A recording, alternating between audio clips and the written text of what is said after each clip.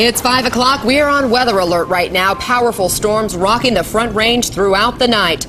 Just look at all that hail and rain on I-25. Residents waking up to flooding and hail damage this morning. 7 News has been covering this storm all night long.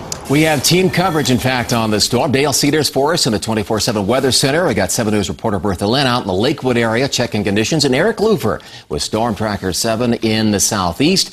Eric, how's it looking out there so far?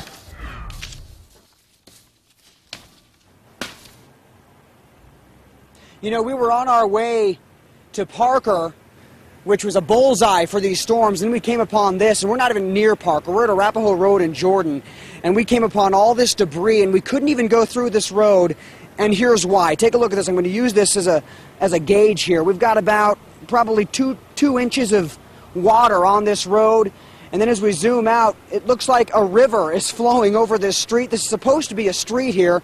Couldn't even get our car through it. This is at Centennial Health Plaza, which is off Arapahoe and Jordan.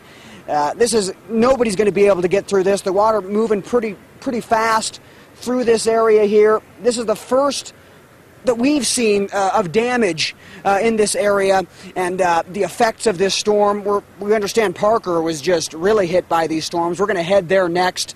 We're anticipating hail damage to cars, possibly some damage to homes. A lot of people couldn't sleep last night. I know I couldn't. This was a hefty storm, storms throughout the Front Range.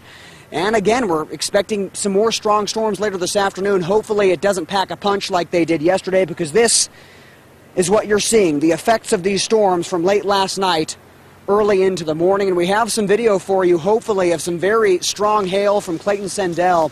He sent us this video last night. Heavy hail coming from his house in Highlands Ranch.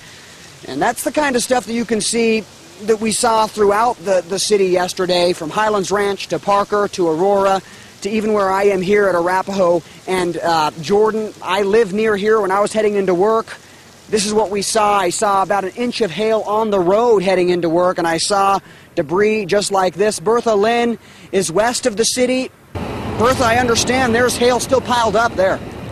Oh, yes, Eric. People come really speeding around this corner, and then they have to hit the brakes because hail has blocked this 2-lane street here. This is Layton Avenue, and they either choose to drive around that iceberg of hail or drive through it. When we arrived, we saw a big milk truck, a Royal Crest milk truck, stuck in that hail. It had to be towed away. It was there and running about 45 minutes late for its deliveries this morning, but thankfully the tow truck driver had pulled out a few other cars, and he pulled out that milk truck as well. So you will have milk for your cereal here in this Lakewood, Littleton, Southwest Denver area. The sprinklers, you can expect that. The automatic sprinklers would be going, but they had to contend with some hail last night. And Marshall Zellinger shot video of deep, deep hail and a car stuck in it, and it was quite the surreal scene.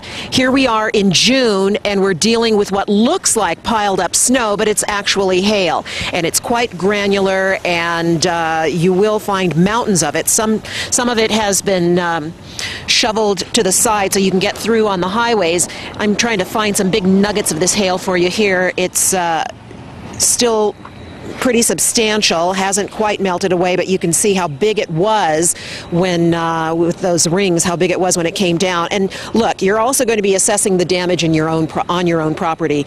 Lots of leaves down from the trees. I went out this morning hoping that my flowers and my tomato plants hadn't been shredded, and thank goodness they survived. We weathered the storm. I hope you did as well. Reporting live in Southwest Denver, I'm Bertha Lynn. Now back inside to the studio.